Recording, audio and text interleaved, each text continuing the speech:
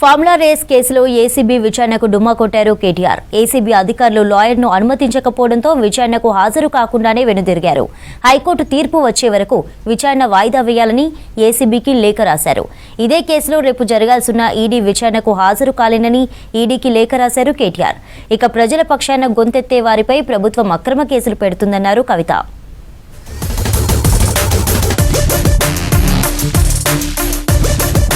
Formula race కేసులో ACB విచారణకు హాజరు కాలేదు కేటీఆర్. లాయర్తో పాటు బంజారాహిల్స్లోని ఏసీబీ ఆఫీస్కు వచ్చిన కేటీఆర్ విచారణకు హాజరు కాకుండానే వెళ్లిపోయారు. లాయర్ సమక్షంలో తనను విచారించాలని కేటీఆర్ కోరగా ఏసీబీ నిరాకరించింది. లాయర్ను పోలీసులు అడ్డుకున్నారు. తన లాయర్ను అనుమతిస్తేనే విచారణకు అటెండ్ అవుతానని పోలీసులు ఏసీబీ ఆఫీసర్లతో వాగ్వాదానికి దిగారు కేటీఆర్. దీంతో దాదాపు 40 నిమిషాల పాటు అక్కడ హైడ్రామా నెలకొంది.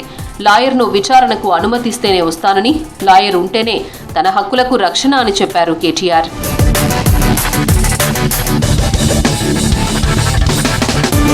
ఫార్ములా కేసులో హైకోర్టు తీర్పు వచ్చే వరకు విచారణ వాయిదా వేయాలని ఏసీబీని కోరారు కేటీఆర్. ఏసీబీ ఆఫీస్ నుంచి తిరిగి వెళ్లే ముందు ఏసీబీకి లేఖ రాశారు కేటీఆర్. తన విచారణకు లాయర్ను అనుమతించాలని కోరారు. కేటీఆర్ అభ్యర్థనపై ఏసీబీ అసంతృప్తిగా ఉన్నట్లు తెలిసింది. హైకోర్టు ఉత్తర్వుల్లో న్యాయవాదిని అనుమతించాలని లేదని చెప్తోంది ఏసీబీ. నాకు ఒక్కరికి పోవడానికి ఇబ్బంది లేదు, కానీ నాకు వాళ్ళ ఉద్దేశాల మీద అనుమానాలు ఉన్నాయి. ఉద్దేశం ఏంటి అంటే, పట్నం నరేందర్ రెడ్డి గారి విషయంలో ఇట్లాగే ఆయన ఇవ్వని స్టేట్మెంట్ ఇచ్చినట్టు, ఆయన ఏదో నా పేరు చెప్పినట్టు కన్ఫెషన్ స్టేట్మెంట్ ఇచ్చినట్టు వీళ్ళు దొంగ స్టేట్మెంట్లు బయటికి లీక్ చేసినారు పోలీసు వాళ్ళు. అందుకే నేనేమంటున్నా అంటే, నా లాయర్ ఉంటే నా హక్కులు ఒక పౌరుడిగా పరిరక్షించబడతాయి, వీళ్ళ కుట్రలకి నేను ఇబ్బంది పడతాను లేకపోతే అని చెప్పి నేను వారిని అడిగాను. ప్రజల పక్షాన గొంతెత్తే వారిపై రేవంత్ ప్రభుత్వం అక్రమ కేసులు పెడుతుందన్నారు బీఆర్ఎస్ ఎమ్మెల్సీ కవిత. ఆదిలాబాద్ జిల్లాలో పర్యటించిన కవిత ఇంద్రవెల్లి అమరవీరుల స్తూపానికి నివాళులర్పించారు. ఏసీబీ కేసులతో రేవంత్ సర్కార్ కేటీఆర్పై కక్షపూరితంగా వ్యవహరిస్తోందన్నారు. ఎలాంటి కేసులు పెట్టినా భయపడేది లేదన్నారు కవిత. ఇప్పుడు నడుస్తున్నటువంటి ప్రభుత్వ హయాంలో రైతులకు అన్యాయం జరుగుతోంది, మహిళలకు అన్యాయం జరుగుతోంది. ఎవరన్నా గొంతెత్తి రైతుల పక్షాన, మహిళల పక్షాన, బహుజనుల పక్షాన మాట్లాడితే వెంటనే వారి మీద కేసులు పెట్టి ఇబ్బంది పెడుతున్నటువంటి పరిస్థితిని కూడా మనం గమనిస్తా ఉన్నాం. ఇవాళ మా వర్కింగ్ ప్రెసిడెంట్ గారు గౌరవనీయులు అన్న కేటీఆర్ అన్న గారి మీద కూడా మరి రకరకాల కేసులు పెట్టి ఏసీబీ పేరుతోని ఇంకో దాని పేరుతోని వారు ఎట్లా కక్షపూరితమైన వ్యవహారం ఈ ప్రభుత్వం చేస్తుందో తెలంగాణ ప్రజలందరూ కూడా గమనిస్తా ఉన్నారు. రైతు భరోసాపై సీఎం రేవంత్ మాట తప్పారన్నారు మాజీ మంత్రి వేముల ప్రశాంత్ రెడ్డి.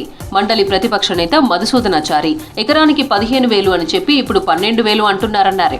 ఇప్పటికే రైతు భరోసా ఎగ్గొట్టారని మండిపడ్డారు నేతలు. ప్రజల విశ్వసనీయతను ప్రభుత్వం కోల్పోయిందన్నారు లీడర్లు. ఆయన వైఫల్యాల్ని కప్పుచ్చుకునేందుకు డైవర్షన్ పాలిటిక్స్ చేయడం.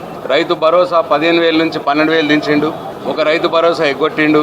రుణమాఫీ 40% మందికే చేసినాడు, 60% మందికి చేయలేదు. రైతులలో ఫెయిల్ అయినాడు. ఎవరైతే ఆయనని ప్రశ్నిస్తున్నారో, ఆయన హామీలు నెరవేర్చకపోతే ఎవరైతే ఆయనను అడుగుతున్నారో, ఎవరైతే గట్టిగా నిలదీస్తున్నారో వాళ్ళందరినీ జైళ్లలో పెట్టాలి. రేవంత్ రెడ్డి ప్రభుత్వ ఒంటెద్దు పోకడలను తీవ్రంగా ఖండిస్తా ఉన్నాం.